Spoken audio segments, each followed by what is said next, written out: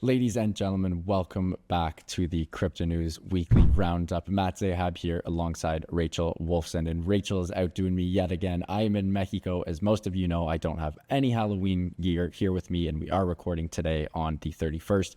Rachel looks incredible with her glittery cat I'm a face crypto thingy. Crypto kitty. That's what I was looking for. I absolutely love it. And you got the Bitcoin necklace too. Love to see it. How you doing, Rachel?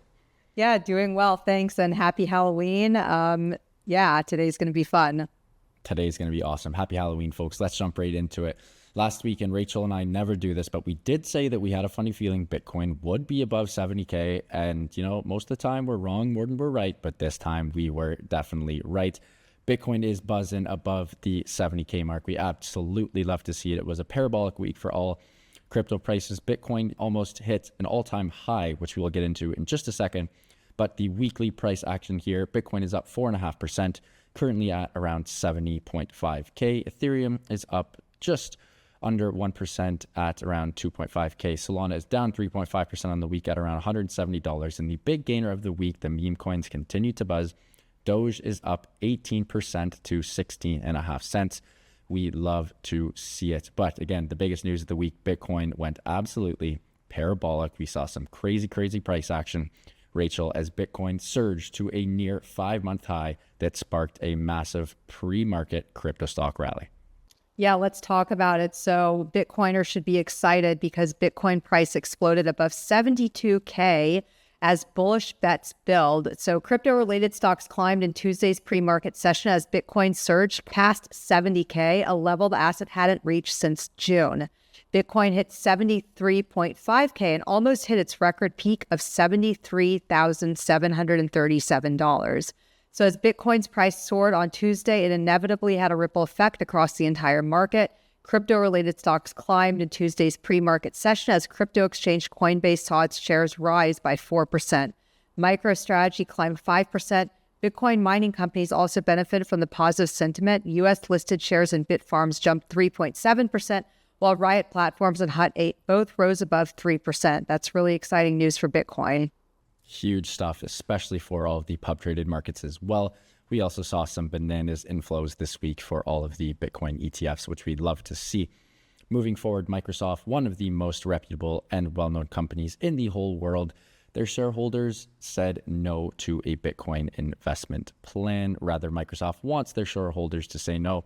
Earlier on in the week, Microsoft was urging their shareholders to reject a think tank's massive proposal to invest in Bitcoin, stating it aligns better with their long-term interests. The U.S. tech giant stated in a filing on Thursday that this evaluation is unnecessary, as past evaluations have included Bitcoin and other cryptocurrencies among the options considered, and Microsoft continues to monitor trends and developments related to cryptocurrencies to inform future decision-making.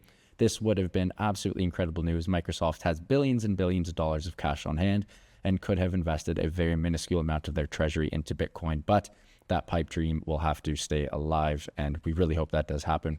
Moving forward, one of the best Bitcoin pieces of news on the week was Pennsylvania. The great state of Pennsylvania embraces Bitcoin, and the new bill protects self-custody and payments. Rachel, this was incredible. You got to tell us more about this. Yeah, this is exciting news, especially for the United States. So Pennsylvania is stepping into the future of cryptocurrency by passing a bipartisan bill that would clarify the state's stance on digital assets, particularly Bitcoin. The legislation is known as House Bill 2481, or the Bitcoin Rights Bill, and it protects residents' rights to self-custody their digital assets and outlines guidelines for using Bitcoin as a payment method and taxing Bitcoin transactions. The bill was passed late last week and paves the way for the remaining 49 states. This is wonderful news, just to see that this is happening, and hopefully the other states will adopt something similar. I would absolutely love that. 1 down, 49 to go. Moving forward, Coinbase, another one of the biggest behemoths in the space, finally enabled users to create autonomous AI bots with the tool called Base Agents. They launched a new tool called Base Agents that allows their users to create their own artificial intelligence agents in less than 3 minutes. This is absolutely wild. One of their chief developers, Lincoln Murr, explained in a video posted on X that with these agents, users are able to create customizable bots capable of performing various on-chain tasks like trading, swapping, staking, and even smart contract integrations. This is literally a template that allows users to create AI-powered bots with a couple of clicks. You can use unique names and register trades as well. This is absolutely wild. In the future, Rachel, I don't know how this is going to look like, but humans, I could see a future where AI bots outnumber the amount of human users on blockchain applications. Pretty wild stuff. Moving forward, Rachel, Tether CEO clarifies asset reserves amid FUD. That is Paolo Ardoino. You and I both love him. He finally took this FUD, threw it out the window. Tell us a little bit more about this. So stablecoin giant Tether CEO has disclosed the company's reserves following the Wall Street Journal's allegations that Tether is under the federal government's scrutiny over possible violations of sanctions and anti-money laundering rules. So speaking at the Plan B Forum in Switzerland, the CEO gave an insight into Tether's financial reserves. On Sunday, Paula replied to Euclid CEO Tran Hong that the stablecoin heavyweight holds 82,000 Bitcoin and 48 tons of gold in its reserves. Additionally, Tether has $100 billion in U.S. Treasury. So that was all clarified at the event in Switzerland. Yeah, great news. Yeah, it really grinds my gears when everyone goes at Tether. In the past, when they weren't as reputable, okay, maybe there's some grounds for that, but they are so legit now. And again, they hold $100 billion in UST bills. That is, I'm pretty sure that's like top 20 for not just companies, but countries in the world. How can you go at them? They're doing things legit.